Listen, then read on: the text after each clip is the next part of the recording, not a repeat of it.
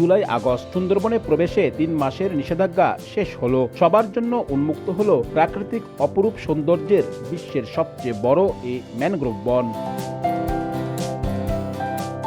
3 মাসে নতুন রূপ পেয়েছে সুন্দরবন। তার সৌন্দর্য যেন হাতছানি দিয়ে ডাকছে দর্শনার্থীদের। করমজল, হারবাড়িয়া, দুবলা, শেখেরটেক সহ সমুদ্র তীরবর্তী ও বনাঞ্চলের সব পর্যটক স্পট দর্শনার্থীদের জন্য প্রস্তুত করা হয়েছে। পর্যটন ব্যবসায়ীরা নতুনভাবে সাজিয়েছেন নৌযান। ঝাঁকে ঝাঁকে হরিণ, জলজ ও বন্যপ্রাণীর অবাধ বিচরণ, গাছের ডালে পাখপাখালির কিচিরমিচির সহ রোমাঞ্চকর ভ্রমণে উন্মুখ হয়ে আছেন পর্যটকরা। ভাগ্য ভালো হলে মিলতে পারে রয়্যাল বেঙ্গল টাইগারেরও দেখা।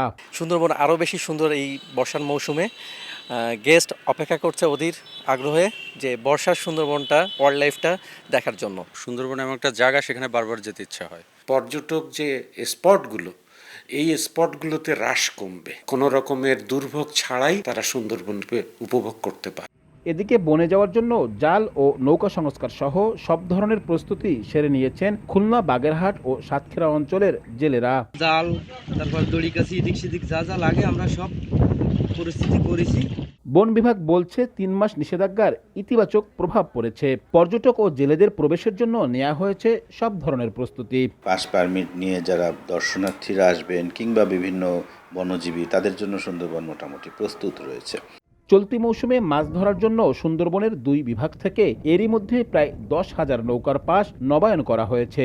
সুন্দরবনে প্রতি বছর 2 লক্ষাধিক দেশি বিদেশি পর্যটক ভ্রমণে আসেন।